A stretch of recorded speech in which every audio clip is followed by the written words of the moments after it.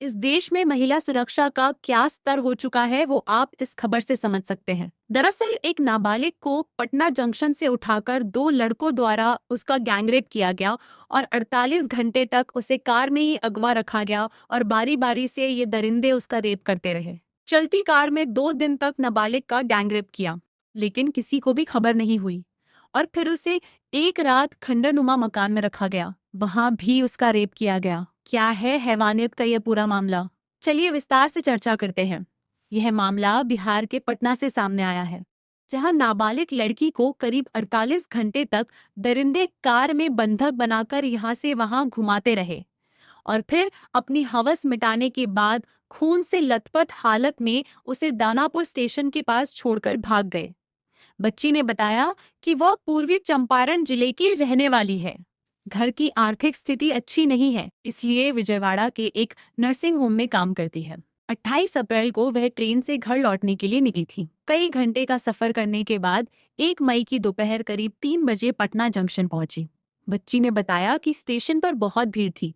मैं ट्रेन से उतरी और बाहर निकलने लगी। तभी मुझे महसूस हुआ कि मेरा मोबाइल फोन गायब है।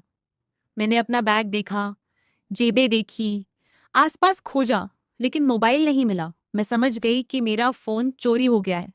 मैं बहुत घबरा गई थी। घर वालों को सूचना देने का कोई तरीका नहीं बचा था। मैं स्टेशन पर बैठकर रोने लगी। उसी दौरान एक लड़का मेरे पास आया। उसने पूछा कि क्या हुआ। मैंने बताया कि मेरा मोबाइल चोरी हो गया है। उसने भरोसा दिलाया कि वह मोबाइल ढूंढने में मेरी मदद करेगा। उसने कहा कि अगर चाहो तो पुलिस के पास भी चल सकते हैं। उस समय मुझे लगा कि शायद वह सच में मदद करना चाहता है। उसने कहा कि पहले तुम्हारे नंबर पर कॉल करके मोबाइल का पता करते हैं। उसने कॉल किया तो मेरा नंबर स्विच ऑफ था। वो मुझे बहला-फुसलाकर गांधी मैदान ले गया। उसने अपने साथी को वहां बुलाया हुआ था। वो सफेद रंग की कार में आया था। गांधी मैदान के पास दोनों ने मुझे जबरदस्ती कार में खींचकर बैठा लिया। वो मुझे पटना जंक्शन के शौचालय के पास लेकर आए। तब तक अंधेरा हो चुका था और दोनों ने कार में ही मेरे साथ संबंध बनाया। मैं जोर-जोर से चिल्लाने लगी, रोने लगी। उन्होंने मुझे धमकी दी कि अगर आवाज निकाली तो जान से मार देंगी। मैं अंदर फंसी हुई थी। बाहर क्या हो रहा है, कुछ समझ नहीं आ रहा था। पूरी रात मुझे कार के अंदर पटना जंक्शन के पास रखा। मैं लगातार हाथ जोड़कर छोड़ देने की गुहार लगाती रही, लेकिन किसी ने भी मेरी बात नहीं सुनी। पूरी रात मैं डरी सहमी गाड़ी में बनी रही। अगले दिन 2 मई को भी वह मुझे कार में बंधक बनाकर पटना शहर में घुमाते रहे।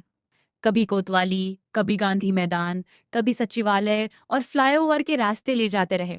कई बार गाड़ी भीड़ वाले इलाकों से भी गुजरी, लेकिन मैं इतनी डरी हुई थी कि मदद नहीं मांग पा रही थी। उन्होंने मुझे गर्दनी बाग और बेयर इलाके की तरफ भी घुमाया। पूरे दिन मैं कार में ही रही। वो लोग जबरदस्ती मुझे खाना खिलाने की कोशिश करते। अगर मैं नहीं खाती, तो मारने की धमकी देते। 2 मई शाम को वो लोग मुझे एक निर्माणाधीन बिल्डिंग में ले गए। वहां चारों तरफ अंधेरा था।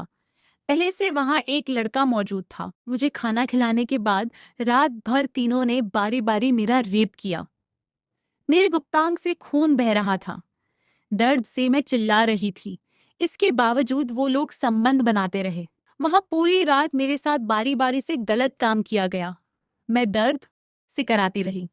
कई बार बेहोशी जैसी हालत हो गई।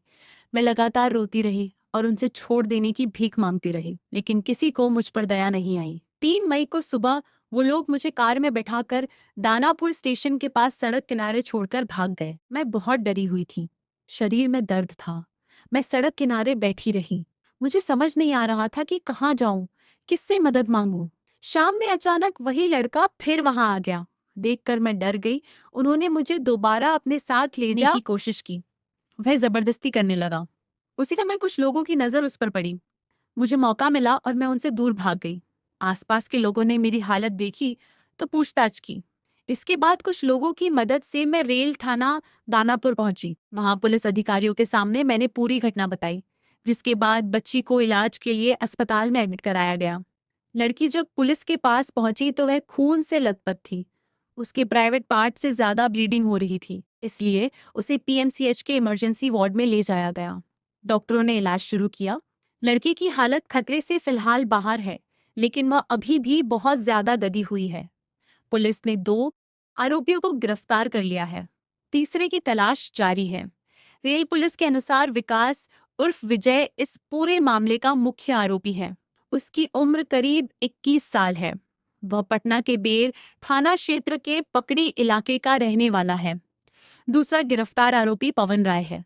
उसकी उम्र करीब 22 साल है। वो गर्दनी बाग थाना क्षेत्र के पूर्वी टोला सरिस्ताबाद बिटोरा का रहने वाला है। तीसरा आरोपी की पहचान अरविंद उर्फ भोकरन के रूप में हुई है।